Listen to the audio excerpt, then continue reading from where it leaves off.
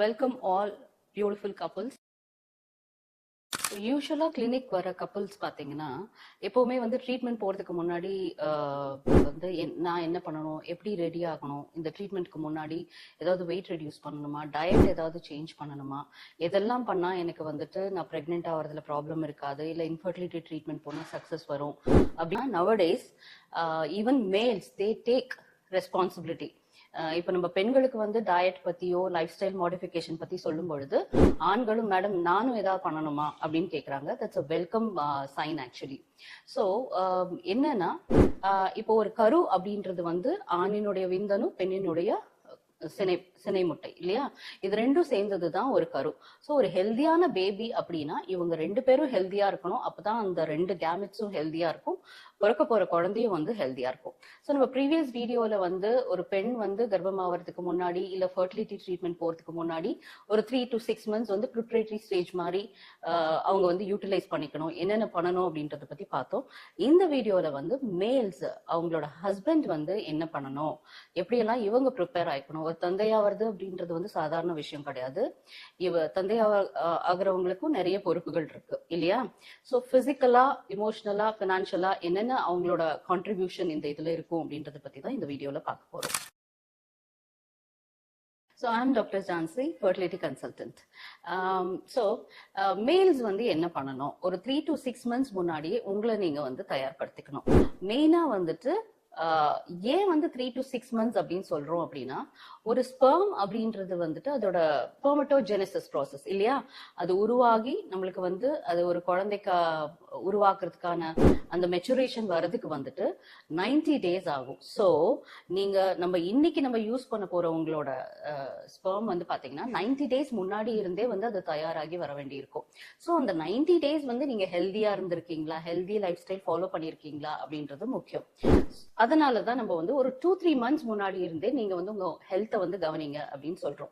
So என்னென்ன பண்ணலாம் இந்த ஹெல்த்தை வந்து இம்ப்ரூவ் பண்றதுக்கு. ஸோ ஃபர்ஸ்ட் வந்து ஒரு ஜென்ரலா வந்து ஒரு செக்அப் வந்து பண்ணிக்கோங்க. உங்களோட பிஎம்ஐ ப்ராப்பரா இருக்கா, உங்களுக்கு வேற ஏதாவது கோமாபிலிட்டிஸ், அதாவது டயபெட்டிஸ் இருக்கா, பிபி இருக்குதா, இல்ல வேற ஏதாவது ஹார்மோனல் இம்பேலன்சஸ் இருக்கா அப்படின்றத வந்து நீங்க வந்து செக் பண்ணிக்கணும். செக் பண்ணிட்டு then accordingly you have to start taking treatment. இது வந்து ஒரு விஷயம். மற்றபடி வந்து என்னென்ன பண்ணணும் அப்படின்னா, பெண்களுக்கு நம்ம எப்படி ரொட்டீனா வந்துட்டு healthy life style and healthy diet பத்தி சொல்றோமோ அதே தான் உங்களுக்கும். So first and foremost mindful eating. எந்தெந்த ஃபுட்டை எவ்வளோ எப்படி சாப்பிடணும், அதாவது நம்மளுக்கு ஆரோக்கியம் தரக்கூடிய ஃபுட்ஸை மட்டும் வந்து நம்ம எடுக்கிறதுக்கு ட்ரை பண்ணணும். இப்பெல்லாம் வந்து ஸ்விக்கி, நிறைய ஸ்ட்ரீட் ஃபுட்ஸ் இதெல்லாம் வந்ததுனால ஈஸியா நம்ம வந்து ஜங்க் ஃபுட் சாப்பிட்றது வந்து நம்மளுக்கு ரொம்ப ஈஸியா போயிடுது. And that is definitely going to devastate your semen sperm quality.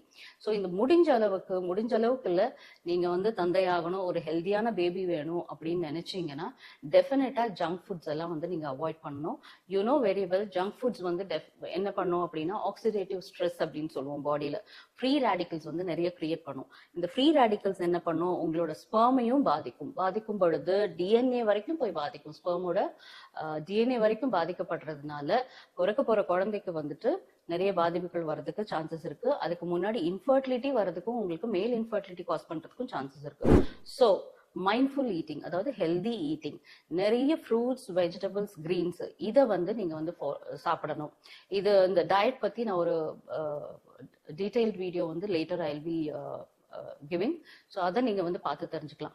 So ஈஸியா சிம்பிளஸ்ட் ஃபார்ம்னு பார்த்தீங்கன்னா, ஒரு பிளேட் நம்ம எடுத்தோம்னா half of your plate should be greens, vegetables and fruits. மீதி பாதியை தான் ப்ரோட்டீன்ஸ் அண்ட் கார்போஹைட்ரேட்ஸா பிரிச்சு வந்து நம்ம சாப்பிட வேண்டி இருக்கும். அண்ட் ஜங்க் ஃபுட்ஸை கம்ப்ளீட்டா வந்து அவாய்ட் பண்றது நல்லது இந்த 3 to 6 monthsக்கு. நெக்ஸ்ட் வந்து பாத்தீங்கன்னா மைண்ட்ஃபுல் ஈட்டிங் முடிஞ்சது. எக்ஸசைஸ் வந்து டெய்லி நீங்க ஜிம்முக்கு போகணும், பயங்கர ஸ்ட்ரெனுவஸ் எக்ஸசைஸ் பண்ணணும்னு அவசியம் கிடையாது. பிகாஸ் எக்ஸசைஸ்லயும் பாத்தீங்கன்னா இப்ப ரொம்ப ஸ்ட்ரெனுவஸ் எக்ஸசைஸ் பண்றவங்களுக்கும் இன்ஃபர்டிலிட்டி வரதுக்கு சான்சஸ் இருக்கு. பிகாஸ் அது ஒரு கைண்ட் ஆஃப் ஸ்ட்ரெஸ், அது இன்னும் கார்டிசோல் லெவல்ஸ் இன்க்ரீஸ் பண்ணி அது ஸ்பெர்மட்டோஜெனசிஸ் பாதிக்கிறதுக்கு வாய்ப்புகள் இருக்கு. ஸோ நம்ம என்ன பண்றோம் அப்படின்னா, ப்ராப்பரா ஒரு 3 days கார்டியோ, ஒரு 3 days endurance வெயிட் லிஃப்டிங், இந்த மாதிரி ஸ்ட்ரென்த் ட்ரைனிங் இந்த மாதிரி பண்ணா பெட்டரா இருக்கும். இல்ல இதெல்லாம் எனக்கு ஜிம் கிம் இதெல்லாம் வேண்டாம் அப்படின்னு நினைச்சீங்கன்னா சிம்பிளா you can go for a walk. So daily walking வந்து 45 minutes to 1 hour வாக்கிங் வந்து டெஃபினட்டா ட்ரை பண்ணுங்க. முடிஞ்சா யோகா, மெடிடேஷன் இதெல்லாம் கூட வந்து ட்ரை பண்ணலாம். So mindful eating, exercise. அடுத்தது பாத்தீங்கன்னா ரொம்ப ரொம்ப இம்பார்ட்டன்ட் வந்து sleep. every day you have to sleep for 6 to 7 hours. So night வந்து 10 o'clock to morning 4-5 வரைக்கும் தூங்குறது வந்து is the best, because உங்களோட நிறைய வீடியோஸ் பார்த்திருப்பீங்க சர்க்கேடியன் ரித்தமோட அதுதான் வந்துட்டு பிளெண்ட் ஆகி போகும். இப்போ நீங்க அந்த சர்க்கேடியன் ரித்தமை வந்து நீங்க டிஸ்டர்ப் பண்ணும்போது என்ன ஆகும்னா முக்கியமான ஹார்மோன்ஸ் உங்களோட ஸ்பெர்மட்டோஜெனிசிஸ் வந்து அஃபெக்ட் பண்ணக்கூடிய ஹார்மோன்ஸ் எல்லாம் வந்துட்டு என்ன ஆகும், செக்ரீட் ஆக ஆரம்பிக்கும். யூஸ்வலா நம்மளுக்கு நல்ல ஸ்பெர்மட்டோஜெனிசிஸ் நடக்கணும் அப்படின்னு பாத்தீங்கன்னா மெலட்டோனின், எபிதலாமின் இந்த மாதிரி நிறைய ஹார்மோன்ஸ் எல்லாம் இருக்கு. பிளஸ் உங்களோட பாடி வெயிட் மெயின்டைன் பண்றதுக்கு லெப்டின், கிரிலின் இந்த மாதிரி எல்லாம் இருக்கும். இதெல்லாம் நீங்க ப்ராப்பரா நைட் தூங்குனீங்கன்னா தான் இது ப்ராப்பரா செக்ரீட் ஆகும், உங்களோட பாடி வெயிட் மெயின்டைன் ஆகும், ஸ்பெர்மட்டோஜெனிஸோட குவாலிட்டியும் வந்துட்டு நல்லா இருக்கும். So mindful eating, exercise and sleep, இது மூணையும் நீங்க வந்து இந்த 3 to 6 months வந்து கண்டிப்பா ஃபாலோ பண்ணணும். நெக்ஸ்ட் வந்து gadgets, use of gadgets. These days இப்போ வந்து கேட்ஜெட்ஸ் வந்து நம்ம சில வருஷமா தான் நம்ம யூஸ் பண்ண ஆரம்பிச்சிருக்கோம். ஸோ இதோட எஃபெக்ட் பாத்தீங்கன்னா இன்னும் ஃபியூச்சர்ல தான் நம்மளுக்கு தெரியும். கேன்சர் வருதா, வேற ஏதாவது ப்ராப்ளம்ஸ் இன்னும் வருதா அப்படின்றது வந்து இன்னும் போக போக தான் தெரியும். இன்ஃபேக்ட் அதுக்கப்புறம் நம்ம வந்து ஐயோ இவ்வளவு நாள் நம்ம இப்படி யூஸ் பண்ணிட்டோமே அப்படின்னு நினைப்போம்.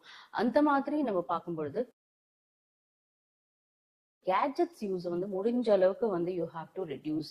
அண்ட் யூஸ்வலா அந்த மொபைல்ஸ் வந்து பாக்கெட்ல போட்டுக்கிறது, பேண்ட் பாக்கெட்ல வச்சுக்கிறது, படுக்கும்போது பக்கத்துலயே வச்சுக்கிறது, இது எல்லாத்தையும் வந்து அவாய்ட் பண்ணணும்.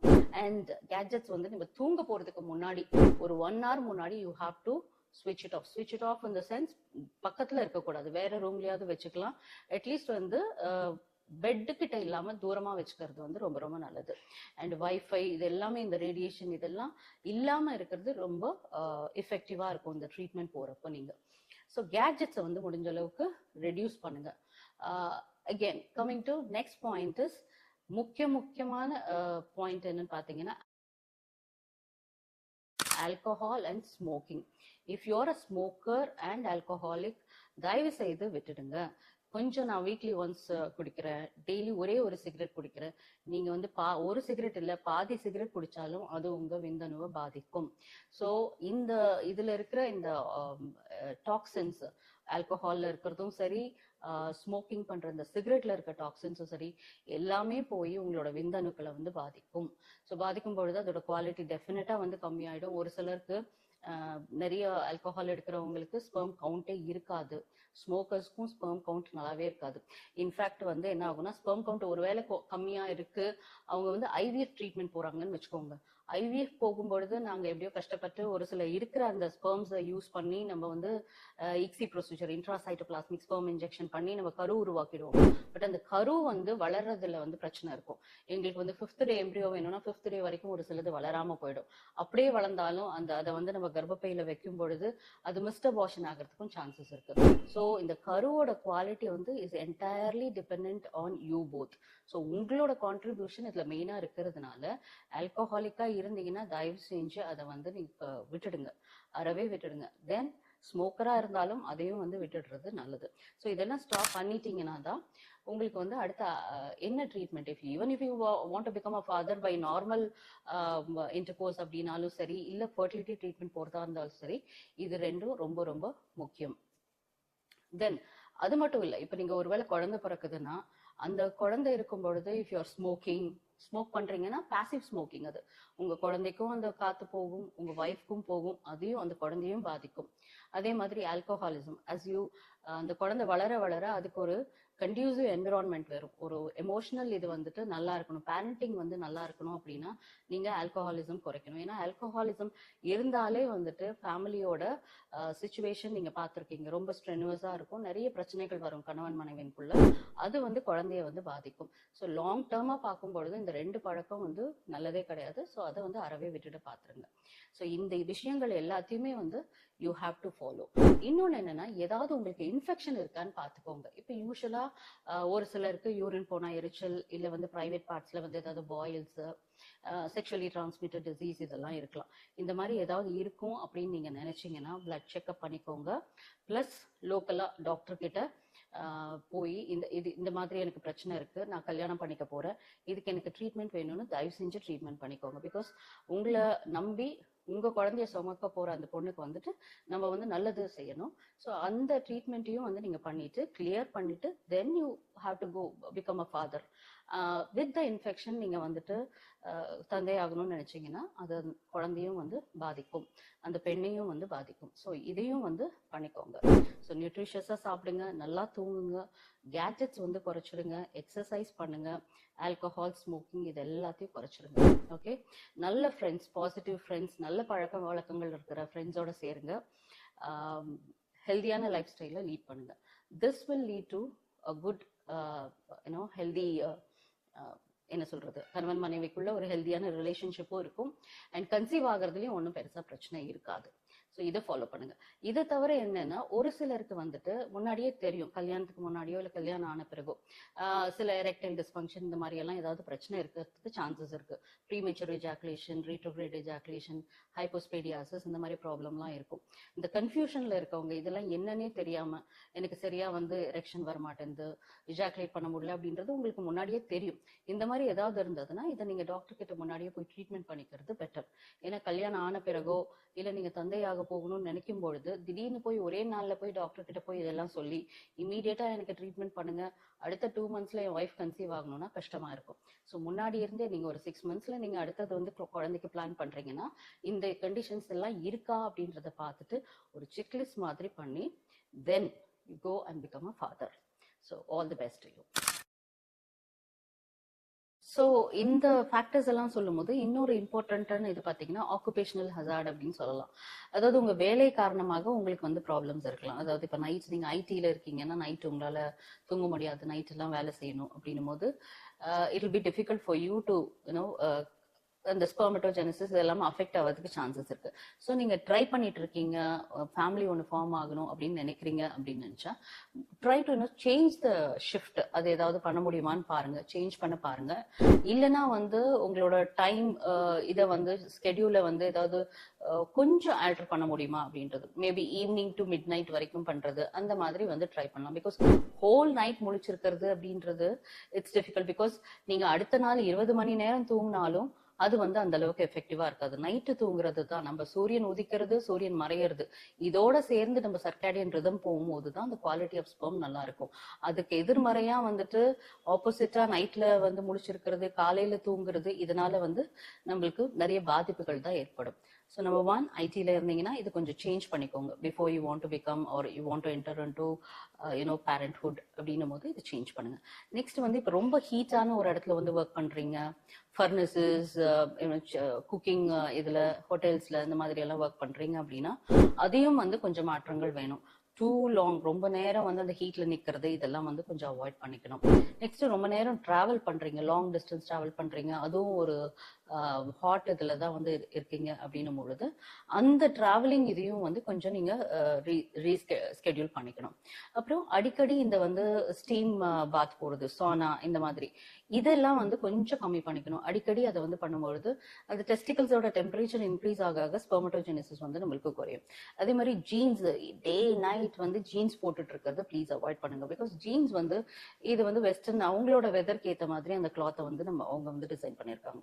நம்ம இருக்கிற இந்த மெட்ராஸ் வெயிலையும் இந்த இந்தியன் ஹாட் வெதர்ல வந்து போட்டிங்கன்னா டெஃபினட்டா வந்து இன்ஃபர்டிலிட்டிக்கான சான்சஸ் வந்து ஜாஸ்தி. ஸோ முடிஞ்ச அளவுக்கு லூஸ் காட்டன் பேண்ட்ஸ் இந்த மாதிரி வந்து யூஸ் பண்ணுங்க. வீட்டுக்கு போனீங்கன்னா try to use cotton and நல்ல ஏரியா இருக்கிற மாதிரி கார்மெண்ட்ஸை வந்து யூஸ் பண்ணுங்க. நைலான் இதெல்லாமே வந்து கொஞ்சம் அவாய்ட் பண்ண வேண்டியிருக்கும். தென் முக்கியமா இந்த ஜிம்முக்கு போறவங்க, ஜிம் போறவங்க அங்க போய் நிறைய இந்த சப்ளிமெண்ட் பவுடர்ஸ், ஹார்மோன்ஸ், இப்போ ஆஃப் லேட்டா I am getting many patients who have gone to gym who look very ஃபிட்டா இருக்காங்க, ஆனா ஸ்பெர்ம் பாத்தீங்கன்னா குவாலிட்டி ரொம்ப கம்மியா இருக்கு, கவுண்ட் ரொம்ப கம்மியா இருக்கு. தென் அவங்கள என்ன ஏதுன்னு கேட்கும் பொழுது I have taken steroids, protein powder எடுத்தேன், இதை எடுத்தேன். So these days this has been increasing. எந்த ஒரு ஆத்தென்டிக்கான ஒரு ஷாப்போ இல்லை இந்த ப்ரோட்டீன் பவுடர் எடுக்கலாம் அப்படின்றது நாலேஜே இல்லாம கண்ட போனதை வாங்கி சாப்பிட்டுட்டு அவங்க வந்து நிறைய பாதிக்கப்படுறாங்க. ஸோ ஜிம் போறவங்க avoid all these extra supplements. அப்படி உங்களுக்கு அதை பத்தி தேவை, எனக்கு கண்டிப்பா சப்ளிமெண்ட் வேணும், நான் எதாவது எடுத்தாகணும்னு நினைச்சீங்கன்னா ஒரு நல்ல ஒரு ஸ்போர்ட்ஸ் மெடிசன், ஒரு நல்ல ஒரு பிசிஷியனை பார்த்து இந்த இது நான் எடுக்கலாமா அப்படின்னு கேட்டுட்டு then you start taking those medicines.